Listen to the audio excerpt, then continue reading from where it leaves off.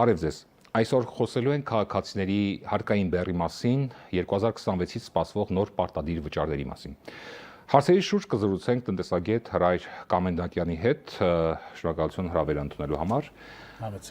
Ամենասկզբում եկեք պարզենք, թե որոնք են այն հարկերը եւ պարտադիր վճարները, որոնք ֆիզիկական անձը պարզապես չի կարող չվճարել։ Հարկերը կարող է բաժանել երկու մասի։ Դա resident, ոչ resident առաջին, այսինքն մարդիկ, ովքեր Հայաստանի Հանրապետության բնակիչներ են, 173 օրից ավել Հայաստանի Հանրապետությունում են գտնվել եւ նրանց կենսական շահերի կենտրոնը Հայաստանի Հանրապետությունը, ոչ resident, այսինքն անձիկ, ովքեր արտասահմանից գացան Հայաստան, որոնց բիզնեսով զբաղվում են, եւ կազմակերպություններ, իրավաբանական անձիկ եւ ֆիզիկական անձիկ։ Քանի որ մենք հավանաբար զրույցը գնալու է ավելի շատ քաղաքացիական ֆիզիկական անձանց վերաբերյալ, ֆիզիկական անձանց հետ կապված մենք ունենք հիմնականում 2-3 հարկատեսակ, որոնք կոնկրետ նրանց հետ առնչվում են։ Որոնք են դրանք։ Դրանք են առաջինը եկամտային հարկը, դա յուրաքանչյուր քաղաքացի հաշվետու տարվա ընթացքում իր ստացած ձեռք բերած եկամուտների հաշվարկն է ստեղնակատարելու, նա 20%-ի սահմաններում է, եւ երկրորդը հավանաբար որ դա շոշափում է քաղաքացիների կողմից այդ մանր փոքր բիզնեսի հետ կապված վճարումներն են, եւ այդ վճարումները հիմնականում Հայաստանի Հանրապետությունում առավելապես այդ բնակավարը զբաղեցնում են քաղաքացիները շրջանառության հարկի դաշտում աշխատող։ Գույքահարկ, այո, առողջապահական 2026-ից կավելանում նաև պարտադիր առողջապահական ապահովագրությունը, դա եւս հարկ է։ Պարտադիր ապահովական վճարը դա հարկատեսակ չէ, նա պարզապես վճար է, ապահովագրական վճար, համընդհանուր ապահովագրություն, այսպես ներդնելու այդ համակարգը։ Շատ լավ, այդ մասին դեռ կխոսենք։ Ուրեմն կա գույքահարկ, կա եկամտահարկ, կա շրջանառության հարկ, դրոշմանիշային։ Դա նաև դրոշմանիշային դրանք այն հարկերն են, որ կարելի ասել նա հարկ չէ, նա նույնիսկ կարելի ասել որոշակի սինթետիկ բնույթի վճարում է, պարտադիր, ընդ որում, որը լավ օրից չէ, որ Հայաստանի Հանրապետություն ներդրվեց, դա պարզապես առողջապահական նպատակներով զինվորականների բուժման, հետ վերականգնողական աշխատանքների համար ներդրվեց եւ կարծում եմ նա որոշակի ժամանակ անց այդ հարկատեսակ ամբողջովին դուրս է գալու, որովհետեւ եթե առողջության պարտադիր ապահովագրություն է լինելու, առողջության պարտադիր ապահովագրության մեջ արդեն ներառված են լինելու երկրորդ, երրորդ կարգի հաշմանդամները, կարծում այդ զինապարտի այդ կոպեկները, որ հավաքում են, այս կոպեկները հավաքելուց կարծում եմ պետք է հրաժարվեն, պարզապես ամոթ է դա։ Բացի ձեր նշած եկամտահարկից գոյություն են գույքահարկ, որը պարտադիր է ցանկացած անձի համար, դրոշմանիշայինը առայժմ դա կա, գործում է եւ մարդիկ վճարում են եւ շրջարկ ասացիք, եթե բիզնեսով է զբաղվում մարդը։ Եթե բիզնեսով է զբաղվում։ Եթե բիզնեսով չի զբաղվում, մարդը վճարում է ինչ հարկեր։ Վճարում է գույքահարկ, առաջինը իր կեցության վայրի հետ կապված վճարումն է, որոնք դա համայնքային բնակարանը նկատի ունեք։ Այո, բնակարան, դա համայնքային բյուջե է գնալու այդ գումարը, դրա մեթոդոլոգիան այդպես է, եւ հաջորդը եկամտահարկը, որ քաղաքացին որևիցե աղբյուրների ստանում է եկամուտներ, դրա հետ կապված պետք է կատարի վճարներ։ Դրան առնչվող տնտեսական նոր այս խնդիրներից մեկը դա հայտարարագրումն է։ Վերջի մենք ինչ ենք հայտարարագրում։ Մենք հայտարարագրում ենք բոլոր եկամուտները եւ նույնիսկ այն եկամուտները, որոնց մասին հարկային տեսչությունը տեղեկություններ չունի այս պահին։ Բայց կարծում եմ շուտով այդ բանկային գաղտնիքի վերաբերյալ օրենքը այսպես ասած մահ սարքելու արդյունքում բանկերում հաշիվների քաղվածքների, հաշիվների շրջանառության մասին հարկային տեսչություն ունենալու է համապարփակ տեղեկատվություն եւ կարծում եմ քաղաքացիները պետք է անպայմանորեն եկամտահարկի այդ պարտավորությունները կատարեն եւ դրանից չխուսափեն։ Վերջին տարիներին հարկային օրենսդրությունը մի քանի անգամ փոխվել է։ Ինչ է փոխվել եւ ինչպես օրենսդրությունը ինչպես է այդ փոփոխությունները անդրադարձել եւ դրանք ինչպես են անդրադառնում այսօր շարքային քաղաքացու վրա։ Վերջին տարիներին այդ փոփոխությունները թվում է թե չեն կատարվում, բայց իրականացում է այլ process, իրականացում է հարկային վարձատրության խստացում։ Այնց որ նույնիսկ այստեղ օգտագործում են բազմաթիվ նոր գործիքներ, որոնք նախկինում չէին օգտագործում։ Հիմա ընդհանրապես 4 միլիոն դրամից ավել եթե կան իբր թե ենթադրյալ հարկերից ընդհանրեն խուսափում կամ չվճարում, պարտադիր ընդհանրեն վճարների, турքերի հարկերի հետ կապված, միանգամից քրեական գործ են հարուցում, միանգամից այդ ամբողջ պատմությունը գնում է ընդհանրեն քննչական կոմիտե։ Սա լրջագույն խնդիր է, որովհետև տնտեսությունը նման որակի այս ներգործությամբ, չէ, սա փող ներգործություն չի, սա ներգործություն է, տնտեսության կապանք է դառնում այդ կարգի ներգործությունը։ Այսինքն ինչ պետք է արվի։ Այսինքն այս թեմաների հետ կապված պետք է գնանք ավելի լիբերալացման կողմ, ավելի այդ ռեժիմները պետք են ավելի թույլ ռեժիմներ, գնանք համագործակցության ճանապարհով եւ հարկ վճարող եւ պետության միջեւ իրական գործընկերության, այսպես ասած, մշակույթ պետք է ձևավորվի, որովհետեւ հիմա ինչ է կատարվում։ Հիմա ընդհանրենք հարկային կարող է պարզապես ընդհանրենք նույնիսկ անհիմն կարելի ասել, ինչ որ ակտ գրել, ընդհանրենք 10 միլիոնի, 20 միլիոն դրամի, չէ՞, այդ անձնավորությունը, ընդհանրենք կազմակերպության ղեկավարը կամ հաշվապահը միանգամից հայտնվելու են ընդհանրենք քննչական կոմիտեի, ընդհանրենք ուշադրության ներքո քրեական գործ է հարուցվելու։ Բազմաթիվ երկրների փորձում ուսումնասիրել ենք այս կարգի վարչարարությունը, ընդ որում անհարկի վարչարարություն է սա, այս կարգի վարչարարությունը լավ տեղ չի տանում։ Սա վոլյունտարիզմի, ինքնիրավչության որոշակի նախադրյալներ է ստեղծում, ես կարծում եմ, որ նոր իշխանությունները պետք է անպայմանորեն Հայաստանի Հանրապետություն ձևավորեն նոր մշակույթ, պետության եւ գործարարի միջև նոր մշակույթ եւ պետք չէ վարչարության այս կարգի խստացումները, որովհետեւ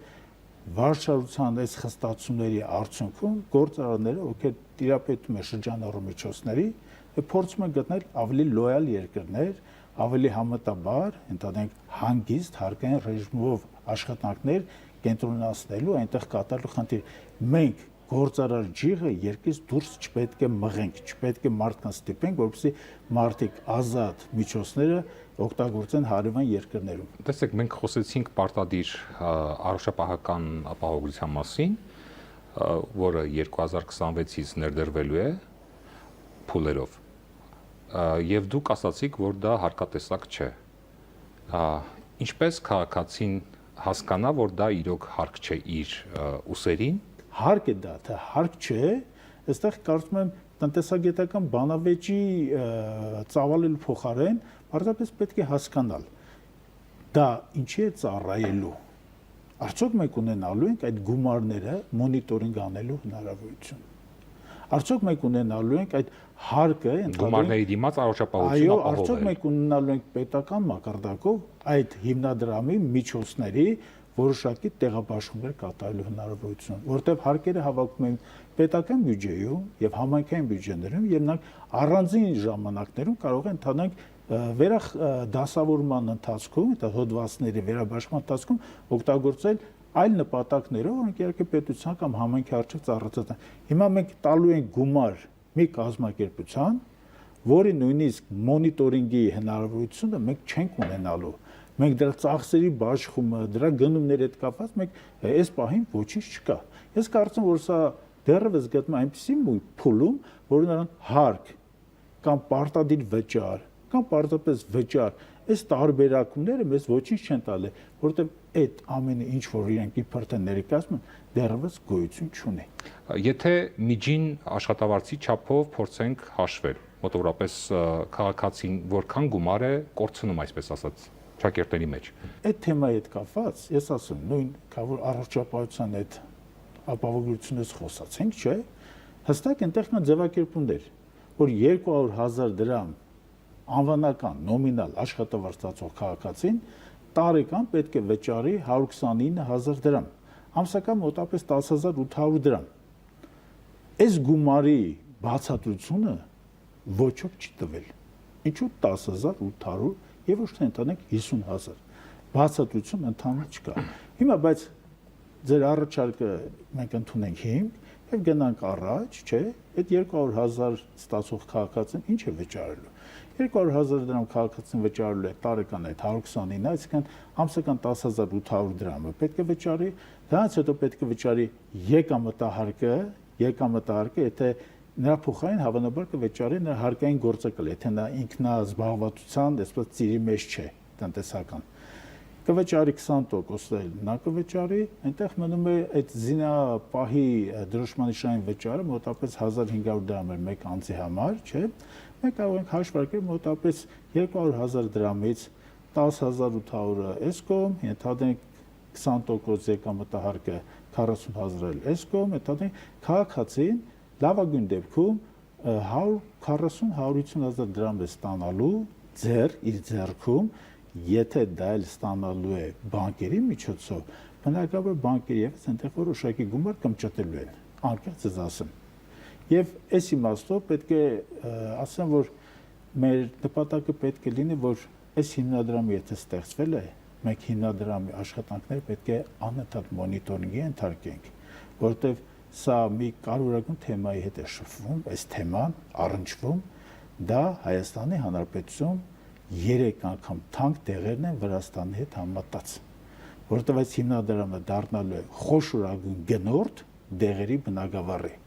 Այս իմաստով այստեղ անելիքները շատ մեծ են նաև հանրության կողմից։ Հիմա նոր ապահովագրավճարի դեպքում այս եկամտահարկի հետ վերադարձը կարող է չեղարկվել, թե ոչ։ Դրանք հավանաբար մնալու են նույնը, փոփոխություններ չեն լինելու այդ իմաստով եւ քաղաքացին, որոնք ստանում էր հայտարարի լրացնելու պարագայում, ստանում էր սոցկրեդիտներ, ուսման, ենթադրենք երեխաների ուսման կամ բժշկական ծառայություններից օգտվելու, այդ վճարները դեռևս մնում են, որովհետեւ մենք այստեղ մի նաեւ սեգմենտացիա ունենք 0-ից 18 տարեկաններ, 65+, իսկ 18-ից մինչև 65 տարեկանների հետ կապված այս փոփոխությունները դեռևս չկան։ Կարծում եմ փոփոխությունները կլինեն, հավանաբար մոտակա 2 տարվա ընթացքում, որովհետև եթե համընդհանուր հայտարարագրումը աշխատեց, այսինքն սոցկրեդիտների այդ 50,000-ական հնարավորությունը այլևս իմ կարծիքով կվերացվի։ Տեսեք, խնդիրը հետևյալն է, եթե առողջապահության ապահովության համակարգը սկսի գործել, բուժման նպատակով արդեն եկամտային հարկի վերադարձը ստացվում է երևի թե աննպատակահարմար։ Հավանաբար առողջապահության հետ կապված ձեր դիտարկումը ճիշտ է,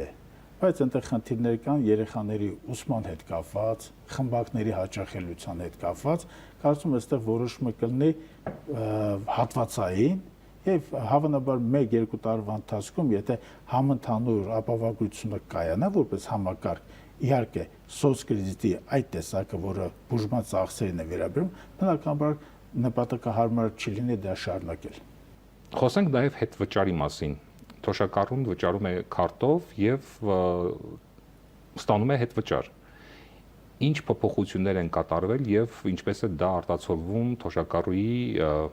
առօրյայում։ 2026 թվականի հունվարի 1-ից հետո բոլոր վճարումները թոշակների լինելու են էլեկտրոնային, այսինքն լինելու են քարտերի վրա։ Այսինքն հայ փոստի աշխատակիցը կանխիկ փող չի տանելու ոչ մեկին տա։ Դա առաջին։